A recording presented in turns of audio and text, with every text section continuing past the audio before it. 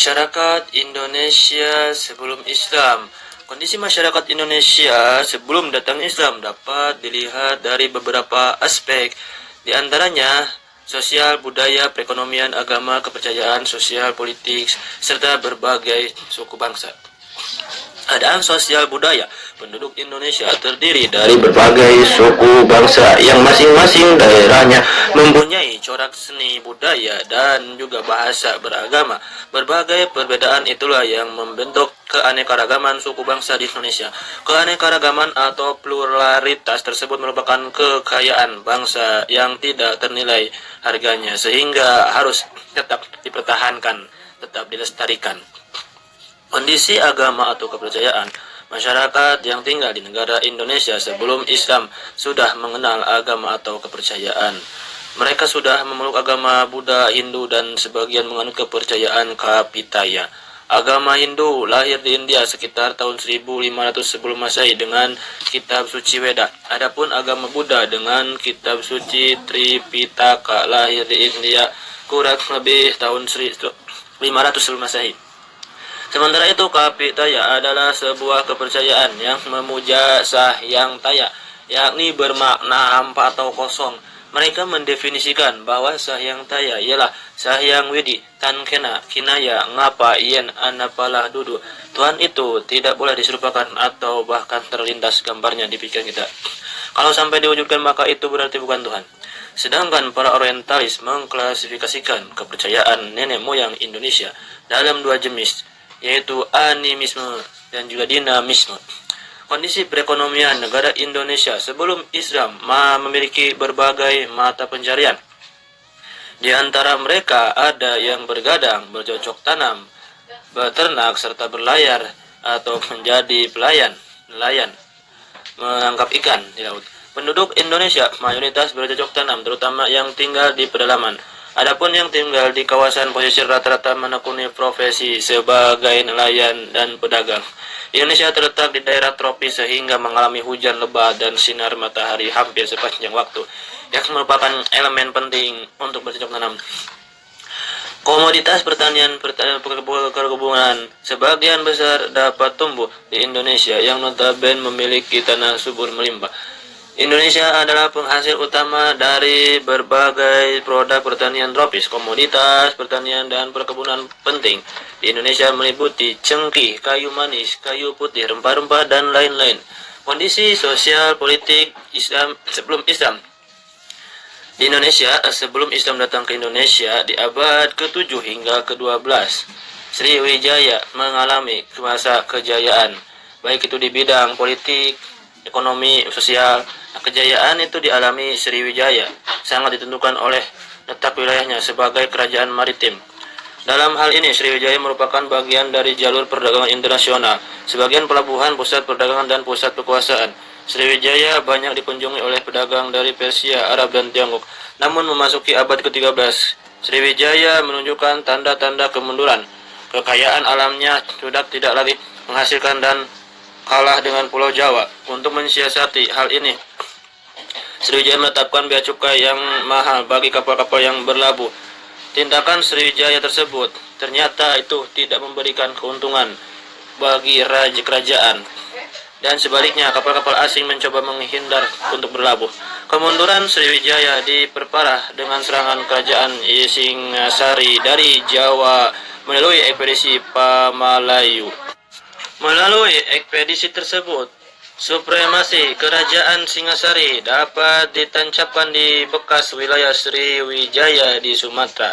Setelah Singasari berkuasa, kemudian muncullah Majapahit sebagai kerajaan yang memiliki kekuatan dan juga pengaruh yang lebih besar. Kemunculan kerajaan Majapahit ini semakin memperlemah kedudukan kerajaan Sriwijaya. Majapahit pernah tampil sebagai supremasi kekuasaan di wilayah Indonesia setelah Sriwijaya runtuh. Kejayaan kerajaan Majapahit terjadi pada masa pemerintahan Raja Hayam Wuruk beserta patihnya yang terkenal, yaitu Gajah Mada. Dengan Majapahit kemudian mengalami kemunduran yang lebih baik disebabkan oleh adanya konflik internal. Pada tahun 1478, Majapahit mengalami keruntuhan. Kondisi suku bangsa. Masyarakat Indonesia memiliki suku bangsa yang beragam. Keragaman tersebut terbentuk oleh jumlah suku bangsa yang mendiami berbagai daerah-daerah yang tersebar dari Sabah sampai Merauke. Sabang sampai Merauke, setiap suku bangsa mempunyai corak seni, kemudian bahasa, budaya masing-masing. Perbedaan itulah yang membentuk keanekaragaman suku bangsa di Indonesia. Pluralitas tersebut merupakan kekayaan bangsa yang tidak ternilai harganya sehingga harus tetap dipertahankan dan dilestarikan. Masuknya Islam ke Indonesia. Secara umum agama Islam masuk ke Indonesia melalui beberapa jalan utama sebagaimana akan diuraikan berikut ini. Perdagangan. Pada tahap permulaan saluran islamisasi yaitu melalui perdagangan. Kesibukan lalu lintas perdagangan pada abad ke-7 hingga ke-16 Masehi membuat perdagangan muslim dari Arab, Persia, dan India turut ambil bagian dalam perdagangan dari negara-negara bagian barat timur Asia Tenggara. Saluran penyebaran Islam melalui perdagangan ini sangat menguntungkan karena para raja dan bangsawan turut terlibat dalam kegiatan perdagangan. Bahkan mereka menjadi pemilik kapal dan saham. Kaum pedagang memegang peranan sangat penting dalam penyebaran agama dan kebudayaan Islam di Indonesia. Tetap Indonesia yang strategis menyebabkan munculnya tempat perdagangan yang membantu mempercepat penyebaran tersebut. Hal yang turut berperan dalam penyebaran Islam ialah melalui dakwah yang dilakukan para mubalik. Setidaknya ada 3 faktor yang menyebabkan Indonesia dikenal oleh bangsa-bangsa lain. Pertama yaitu letak geografis. Secara letak geografis yang strategis berada di persimpangan jalan raya internasional dari jurusan Timur Tengah menuju Tiongkok. Kemudian yang kedua, kesuburan tanahnya sehingga menghasilkan bahan-bahan keperluan hidup yang dibutuhkan oleh bangsa-bangsa lain seperti sayuran rempah-rempah. Ketiga, penduduk Indonesia terkenal ramah tamah. Pada masa itu perdagangan muslim yang datang ke Indonesia semakin banyak hingga akhirnya membentuk pemukiman yang disebut pekojan, perkampungan Arab. Di tempat inilah mereka berinteraksi, berhubungan, dan berasimilasi berbaur dengan masyarakat asli sambil menyebarkan agama Islam. Kemudian perkawinan. Dari sudut pandang ekonomi, para pedagang muslim memiliki status sosial yang lebih tinggi dan unggul daripada kebanyakan masyarakat pribumi. Hal ini berakibat penduduk pribumi, terutama putri-putri bangsawan, tertarik untuk menjadi istri dari para saudagar tersebut. Sebelum menikah, mereka diminta masuk Islam terlebih dahulu. Setelah mempunyai keturunan, lingkungan mereka semakin meluas hingga pada akhirnya memunculkan kampung-kampung atau daerah-daerah dan juga kerajaan-kerajaan muslim. Jalur perkawinan ini lebih menguntungkan dan lebih mempercepat dalam penyebaran agama Islam. Sebab jika terjadi perkawinan antara anak bangsawan raja atau adipati, karena mereka adalah orang-orang yang mempunyai kekuasaan dan mempunyai pengaruh sosial yang kuat, maka keislaman mereka akan diikuti oleh masyarakat pengikutnya sehingga turut mempercepat proses islamisasi. Beberapa contoh pernikahan yang dilakukan ulama dengan putri bangsawan antara lain sebagai berikut. Maulana Ishaq menikah dengan putri Prabu Blambangan yang melahirkan Sunan Gunung Jati, itu Syarif Abdullah yang menikah dengan putri Prabu Siliwangi yang melahirkan Sunan Gunung Jati. Maulana Ishaq menikah dengan putri Prabu Blambangan yang melahirkan Sunan Giri. Syarif Abdullah yang menikah dengan putri Prabu Siliwangi melahirkan Sunan Gunung Jati. Pendidikan. Proses penyebaran Islam juga dilakukan melalui jalur pendidikan. Dalam hal ini, model pembelajaran dilakukan dengan cara sederhana. Menurut Kiai Haji Syah Mahfud, model tersebut dinamakan dengan halaqah. Pembelajaran halaqah merupakan cikal bakal pendidikan pesantren yang di kemudian hari berkembang menjadi pondok pesantren. Model pendidikan ini memiliki ciri khas santri peserta didik menginap di asrama dengan dibimbing oleh guru agama, kiai ataupun ulama. Sunan Ampel mendirikan pondok pesantren Ampel Denta, adapun pesantren Gelagah Wangi Demak didirikan oleh Raden Watah. Demikian pula Sunan Giri dan Sunan Bonang juga mendirikan pondok pesantren. Di pesantren atau pondok tersebut, calon ulama, kiai, guru mendapatkan pendidikan agama. Setelah keluar dari pesantren, mereka pulang ke kampung masing-masing untuk berdakwah ke tempat tertentu untuk mengajarkan agama Islam. Dalam seni budaya, saluran penyebaran Islam melalui kesenian yang paling terkenal adalah pertunjukan wayang. Sunan Kalijaga adalah tokoh ulama yang paling mahir dalam memainkan wayang. Ia tidak pernah meminta upah pertunjukan, tetapi mengajak penonton untuk mengikuti mengucapkan kalimat syahadatain. Sebagian besar cerita wayang masih dipetik dari cerita Mahabharata dan Ramayana, tetapi di dalam cerita itu disisipkan ajaran dan nama-nama pahlawan Islam, pendidikan, dan unsur-unsur filsafat mencari kebenaran filsafat. Sebagai contoh cerita berjudul Jamus Kalimasada, Wahyu Tojali, Wahyu Purbaningrat, serta Babad Alas Wanar Mata. Adapun jenis kesenian lain yang juga dijadikan media islamisasi meliputi sastra, hikayat, babad, dan sebagainya. Seni bangunan dan seni ukir. Tasawuf adalah ajaran, cara, dan sebagainya untuk mengenal dan mendekatkan diri kepada Allah SWT, sehingga memperoleh hubungan langsung secara sadar dengannya. Orang yang ahli di bidang ilmu tasawuf disebut sufi. Pengajar tasawuf atau para sufi mengajarkan ilmu tasawuf yang bercampur dengan ajaran yang sudah dikenal luas oleh masyarakat Indonesia. Mereka mahir dalam hal-hal magis, sesuatu yang berhubungan dengan perkara gaib, dan mempunyai kekuatan untuk menyembuhkan. Di antara mereka yang mengawini putri bangsawan setempat. Tasawuf yang diajarkan kepada penduduk pribumi mempunyai persamaan dengan alam pikiran mereka yang sebelumnya sudah mengenal kepercayaan animisme dan dinamisme dalam agama Hindu, sehingga agama baru tersebut Islam mudah dimengerti dan mudah diterima.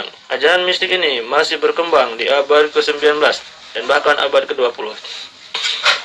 Politik, dari segi politik, di beberapa daerah Indonesia, kebanyakan rakyatnya masuk Indonesia setelah penguasa atau rajanya memeluk Islam terlebih dahulu.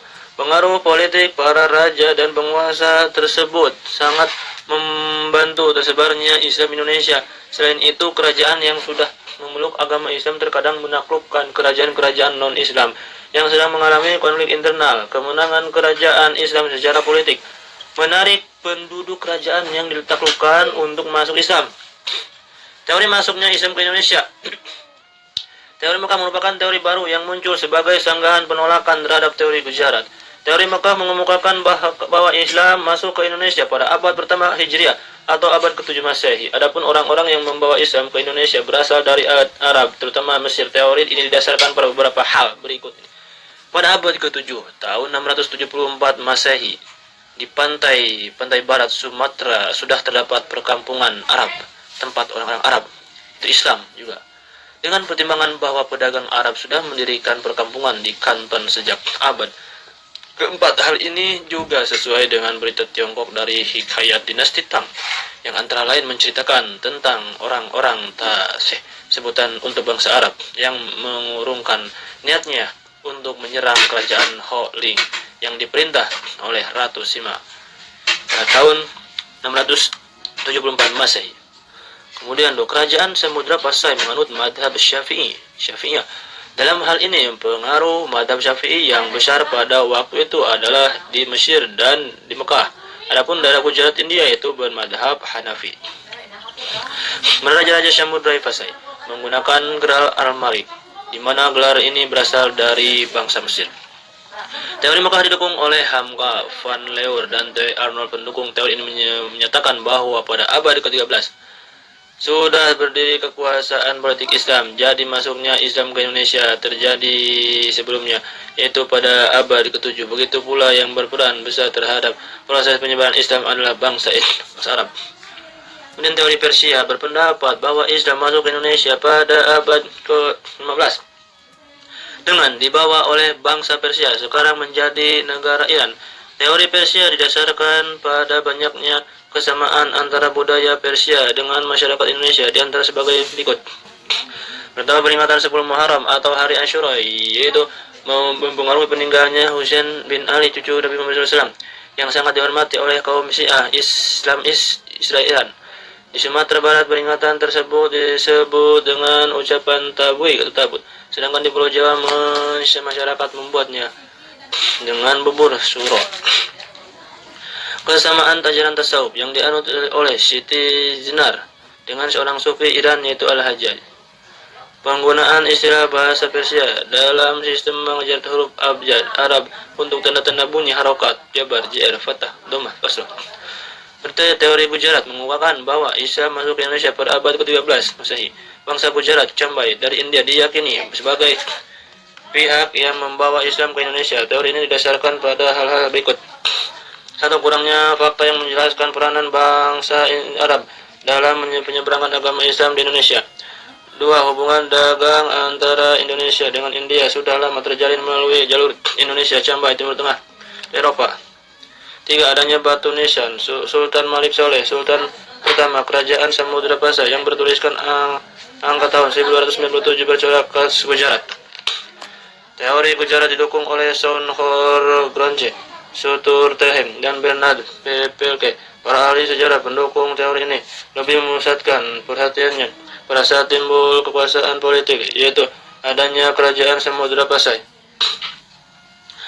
Hal ini juga disumber dari keterangan-keterangan Marco Polo dari Venesia, Italia, yang pernah singgah di Pelnak Perula tahun 1292. Ia menceritakan bahwa di Pelak sudah banyak penduduk yang memeluk agama Islam dan banyak pedagang dari India yang menyebarkan Islam. Teori Cina, ahli sejarah yang mendukung teori ini antara lain Prof. Slamet Maulana De Graaf. Teori Cina ini didasarkan pada asumsi adanya unsur kebudayaan Cina dalam sejumlah unsur kebudayaan Islam Indonesia berdasarkan klonik dari Klenteng Sampokong di Semarang tempatnya, yang memperlihatkan pengaruh orang-orang Cina pada penyebaran Islam di negara Indonesia. Pengaruh Cina dalam penyebaran Islam di negeri Indonesia biasa kita saksikan pada bukti-bukti arkeologis pada masjid-masjid kuno yang dibangun pada tahun pada sekitar abad 1015 Masehi, pada abad 15 Masehi. Masjid Agung Demak, Masjid Agung Kesepuan Cirebon, Masjid Agung Kudus, dan dinding masjid bertempel berbagai piring porselin dari masa dinasti Ming. Ini sebagai salah satu bukti arkeologis.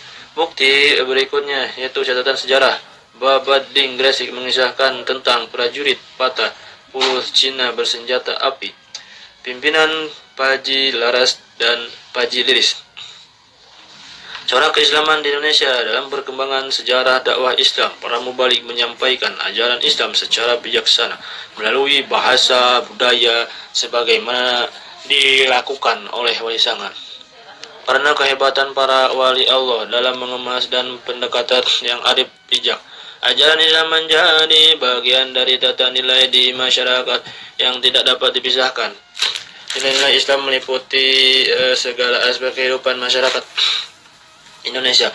Corak keislaman dan keindonesiaan dapat disaksikan dari berbagai aspek kehidupan masyarakat, mulai dari seni budaya, sosial politik, sosial ekonomi, pendidikan, dan ilmu pengetahuan. Bahkan dalam tatanan berbangsa dan bernegara yang masih dapat kita rasakan sampai saat ini. Kemudian dalam bidang politik, seiring priorisasi perkembangan Islam di negara Indonesia, ajaran Islam ikut mewarnai corak politik Indonesia. Hal ini dibuktikan dengan munculnya kerajaan-kerajaan Islam di negara Indonesia seperti Kerajaan Samudra Pasai, Malaka, Aceh, Darussalam, Demak, Pajang, Banten, Mataram, Cirebon, Tidore, Ternate, Goa, Talo, dan lain-lain. Bahkan nilai-nilai Islam mewarnai corak pemerintahan dan tata kenegaraan berkolaborasi dengan nilai-nilai luhur bangsa. Dalam seni budaya tidak terlepas dari pengaruh nilai ajaran Islam. Seni bukanlah sesuatu yang diharamkan dalam Islam. Dengan seni kehidupan manusia lebih indah dan nyaman untuk dinikmati. Kata budaya berasal dari bahasa Sanskerta, yaitu budaya, sebagai bentuk jamak dari kata budi yang berarti perilaku, budi, atau akar. Maka kata kebudayaan dapat diartikan sebagai bentuk yang berkaitan dengan budi pekerti dari hasil pemikiran. Kesenian termasuk dalam unsur kebudayaan. Banyak seni dan budaya Indonesia yang bernuansa Islam seperti hadroh, qasidah, rebana, seni lukis, kaligrafi, seni pahat, tari japin, pakarena, burakne, sandur, tari pergaulan, berjanji, sakatan, khitan, rajaban, mauludan, nyandran, kenduri, menata konde, dan masih banyak yang lainnya. pendidikan untuk menganalisis masuknya pendidikan Islam di Indonesia, maka sangat tepat kiranya untuk menelusuri proses masuknya Islam di Indonesia. Dalam hal ini, Indonesia memiliki letak yang strategis dalam rangka pelayaran dan perdagangan, sehingga menjadi salah satu saran masuknya Islam di Indonesia. Para saudagar ulama termasuk wali berperan besar terhadap penyebaran Islam. Mereka pada mulanya mendirikan pesantren-pesantren di sekitar kota pelabuhan sebagai tempat transaksi kapal dagang. Guna menyebarkan dakwah Islam, istilah pesantren sendiri berasal dari ucapan pesantren, yaitu tempat para santri-santri menimba ilmu agama. Bidang ekonomi perekonomian sebagai salah satu pilar tegaknya sebuah peradaban sedikit banyak mendapat corak keislaman. Nilai-nilai ajaran Islam telah terpati dalam sanubari setiap orang muslim apapun profesinya, sehingga di dalam menjalankan segala aktivitas selalu dilandasi karena Allah dan mencari ridhonya. Sejarah mencatat bahwa tokoh muslim Indonesia yang sukses dalam bidang perekonomian itu Muhammad Hatta adalah salah satu contoh tokoh muslim yang ikut mewarnai perekonomian negara Indonesia dengan nilai-nilai keislaman. Ia dikenal sebagai bapak koperasi, di mana badan usaha berbentuk koperasi merupakan saka guru perekonomian Indonesia. Contohnya lain adalah Haji Saman Hudi, seorang pedagang batik dari Laweyan, Soekarta pada 16 Oktober 1905. Ia mendirikan organisasi Syarikat Dagang Islam dengan mengatasi situasi perekonomian rakyat pribumi yang terpuruk akibat monopoli bangsa asing.